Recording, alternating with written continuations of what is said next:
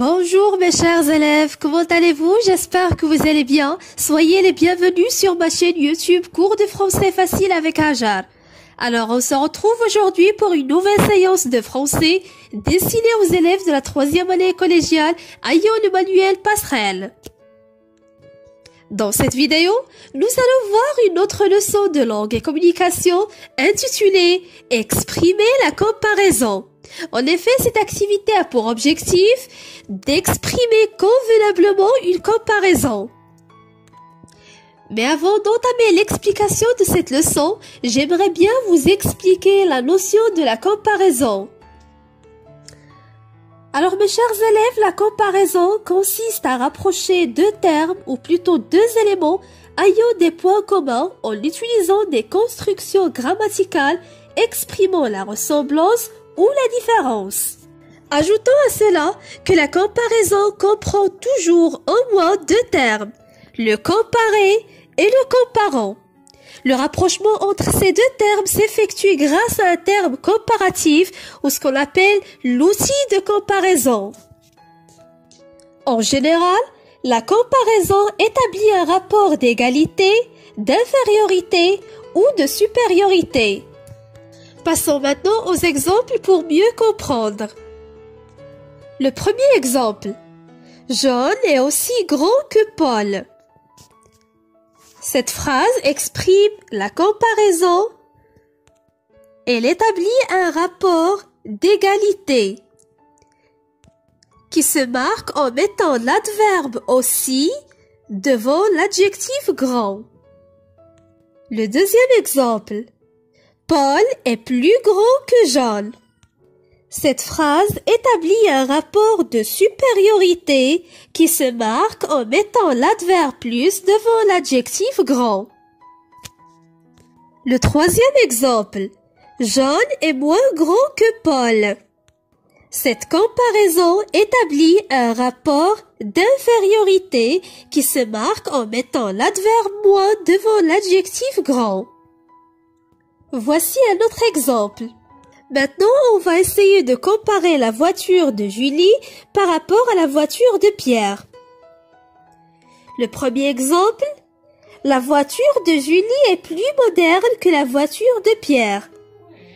Dans cette phrase, la comparaison établit un rapport de supériorité. Le comparé, c'est la voiture de Julie. Le comparant, c'est la voiture de Pierre. L'outil de comparaison, plus que. Le deuxième exemple. La voiture de Pierre est moins confortable que la voiture de Julie. Cette comparaison établit un rapport d'infériorité en utilisant le moyen moins que. Finalement, la voiture de Julie est aussi moderne que la voiture de Pierre. Cette comparaison établit un rapport d'égalité. Ou plutôt on peut dire c'est un comparatif d'égalité. Le comparé c'est la voiture de Julie, le comparant c'est la voiture de Pierre et l'outil de comparaison c'est l'expression aussi que. Alors mes chers élèves, la comparaison comprend deux termes essentiels. Le comparatif d'une part et le superlatif d'autre part. Autrement dit, le superlatif exprime le plus haut degré d'une qualité ou d'un défaut. C'est-à-dire, il permet de renforcer le sens d'un adjectif qualificatif ou d'un adverbe. Voici un exemple. Paul est le plus grand et John est le plus petit. Alors, comme vous pouvez le constater, mes chers élèves, le superlatif se forme de la façon suivante. Article défini le, plus adverbe, plus ou moins, plus adjectif qualificatif. Grand et petit, ce sont des adjectifs. En bref, le comparatif sert à comparer un ou plusieurs éléments avec un ou plusieurs autres. Par contre, le superlatif sert à exprimer la supériorité ou l'infériorité d'un élément par rapport à tous les autres. Alors mes chers élèves, j'espère que vous avez compris maintenant la différence entre le comparatif et le superlatif. Alors prenez vos livrets, la page 132 et observez attentivement le support suivant.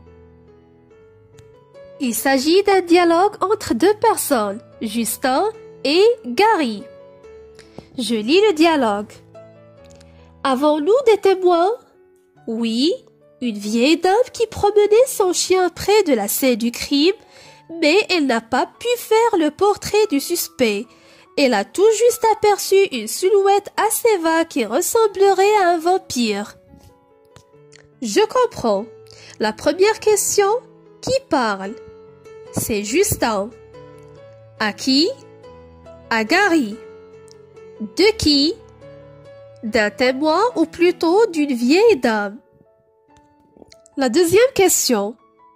Le témoin compare le suspect à une créature légendaire. Laquelle?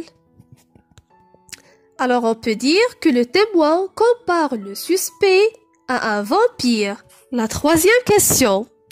Écris la phrase que la femme a utilisée pour exprimer cette ressemblance. Alors voici la phrase. Elle a aperçu une silhouette assez vague qui ressemblerait à un vampire. La quatrième question.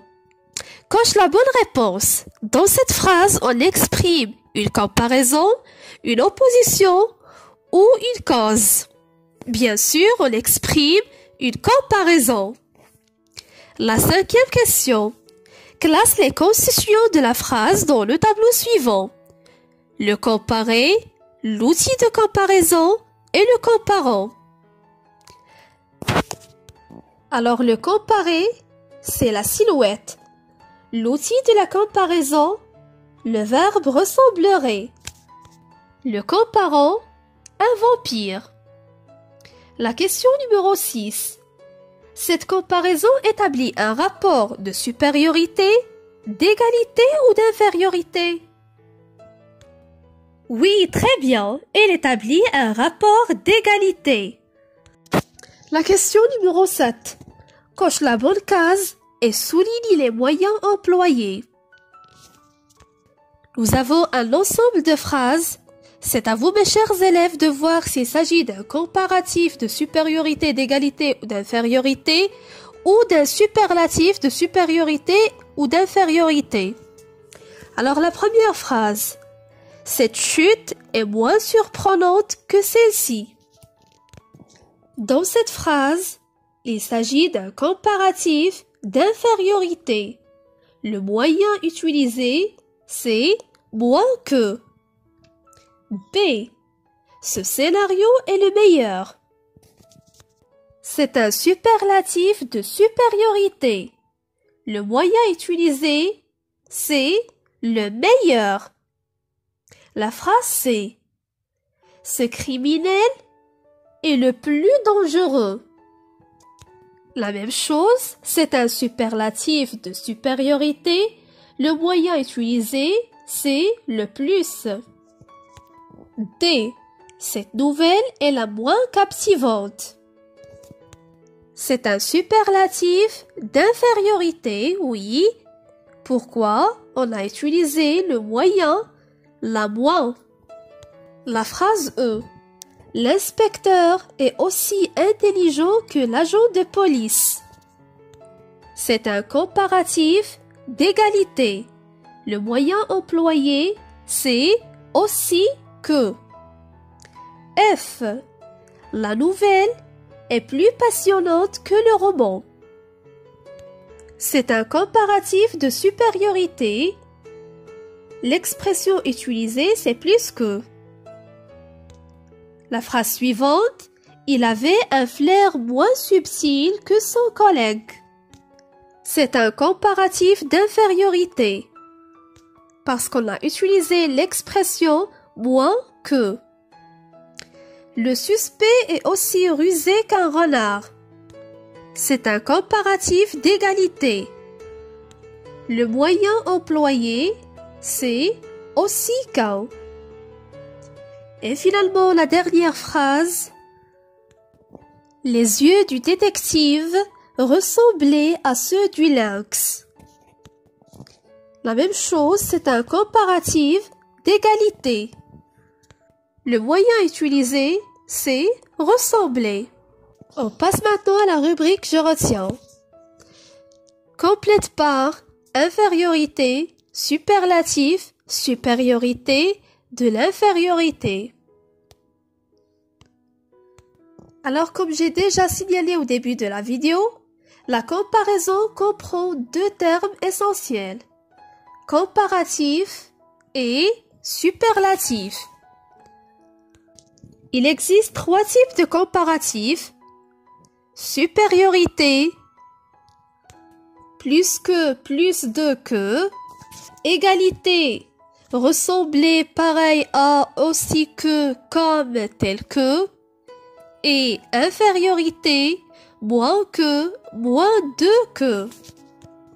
Superlatif de supériorité, le, la, les plus, le meilleur, la meilleure, les meilleurs. De l'infériorité, le, la, les, moins, le pire, la pire, les pires. Remarque. Bon, meilleur. Dans une comparaison avec plus que portant sur l'adjectif bon, on utilise meilleur. On ne dit pas plus bon que. Attention. Ta rédaction sur le voyage est meilleure que celle que tu as faite sur la lecture.